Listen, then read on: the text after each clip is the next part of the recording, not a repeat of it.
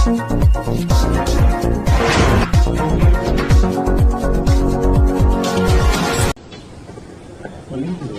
बीते दिनों दिशा पटानी के घर कुछ बदमाशों ने फायरिंग की थी, जिसको लेकर मुख्यमंत्री योगी आदित्यनाथ मामले का संज्ञान लिया था। आप लोगों ने टीम गठित करके जो आज मुठभेड़ हुई है, 2 बदमाशों को ढेर किया गया, क्या कुछ कहेंगे सर?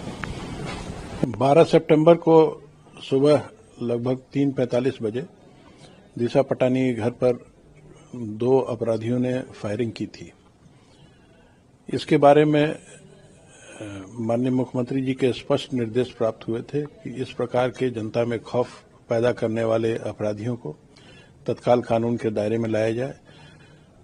माननीय मुख्यमंत्री जी के स्पष्ट निर्देश हैं कि क्राइम के प्रति जीरो टॉलरेंस की नीति होनी चाहिए। इसी नीति के तहत कार्य करते हुए तत्काल यूपी पुलिस ने एसटीएफ जनपदीय पुलिस को सक्रिय किया और कई स्तर पर अभिसूचना का संकलन किया गया। आसपास के आने जाने वाले रूट्स पर सीसीटीवी फुटेजेस निकाले गए, धरातल पर अभिसूचना संकलन किया गया, तकनीकी विश्लेषण किए गए, साथ ही आसपास के अन्य प्रदेशों में भी जो क्राइम रिकॉर्ड्स थे उनके क्राइम ब्रांच से प्राप्त कर फोटोग्राफ्स की मैचिंग कराई गई और इन अपराधियों को पहचाना गया। इनकी पहचान रविंद्र और अरुण के रूप में हुई। इसके अलावा ये भी जानकारी हुई कि 2 अन्य अपराधियों को रेकी के लिए इस्तेमाल किया गया था, उनकी ही पहचान कर ली गई है। फायर करने वाले इन 2 अपराधियों के बारे में ये भी जानकारी हुई कि ये गोल्डी बरार गैंग के लिए काम करते हैं। गोल्डी बरार ने इस घटना की जिम्मेदारी सोशल मीडिया के माध्यम से ली थी, जो सभी मीडिया चैनल्स द्वारा दिखाई भी गई थी। एक चैलेंज के रूप में एक्सेप्ट कर इस गैंग को वर्कआउट किया गया और आज सायंकाल में एक मुठभेड़ में ये 2 शूटर्स मार गिराए गए। इसमें रविंद्र का आपराधिक इतिहास अच्छा खासा है। इसके द्वारा पुलिस पर भी पूर्व में फायरिंग की गई है, जिसमें हरियाणा पुलिस का एक कांस्टेबल के छाती में गोली लगी थी। मुठभेड़ में इनके पास से 2 बहुत ही सोफिस्टिकेटेड पिस्टल्स बरामद हुए हैं, जिसमें एक जिगाना की पिस्टल है और एक ग्लॉक की पिस्टल है। साथ ही बड़ी संख्या में 9mm के कारतूस भी बरामद हुए। अब मुठभेड़ के बाद इन्हें हॉस्पिटल ले जाया गया, जहां डॉक्टर्स ने इन्हें डेड डिक्लेयर कर दिया है।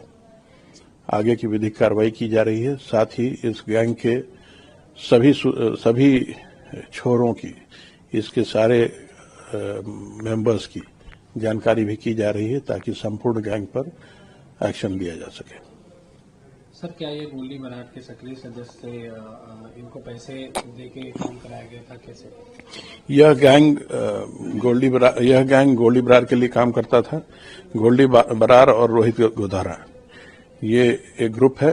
गोल्डी कनाडा से सक्रिय है और रोहित गोधारा जो है वो उसके पोर्टुगाल में होने की जानकारी हुई है। इन्हीं का एक गैंग मेंबर लुपिन नेहरा, उसके ही पोर्टुगल में होने की जानकारी है। द्वारा ये ग्रुप संचालित किया जा रहा था और ये निर्देश दिए गए थे। इनका मकसद था कि ये जनता में खौफ पैदा करें, जिससे ये फिर आगे अपने गैंग की एक्टिविटी को उत्तर प्रदेश में फैला सकें और यहाँ भी वसूली आदि कर सकें। लेकिन मेरी उम्मीद है कि आज की इस कार्रवाई के बाद ये गैंग्स उत्तर प्रदेश सरकार के जीरो टॉलरेंस पॉलिसी को दोबारा टेस्ट करने नहीं करेंगे। सर, क्या दिशा पटानी को भी इनके माध्यम से धमकी वगैरह कुछ दिया गया था? इसकी जानकारी मुझे नहीं है, लेकिन जो सोशल मीडिया पे उपलब्ध है उससे ये जानकारी मिलती है कि इनके द्वारा खौफ पैदा करने की कोशिश की गई थी, ताकि इनके गैंग का खौफ यूपी में भी फैल सके। सर, इनके पास इंटरनेशनल हथियार जो बरामद हुए हैं, क्या लगता है? भारत में इंटरनेशनल हथियार बैन है, लेकिन फिर भी इनको कहां से मिल रहा है? इस प्रकार के हथियार इस तरह के ऑर्गेनाइज्ड गैंग के पास अक्सर देखे जाते हैं। इस पर भी पूरी जानकारी की जाएगी कि ये हथियार कहाँ से आए हैं, ये कारतूस कहाँ से प्राप्त हुए हैं, ताकि इन स्रोतों को भी नष्ट किया जा सके।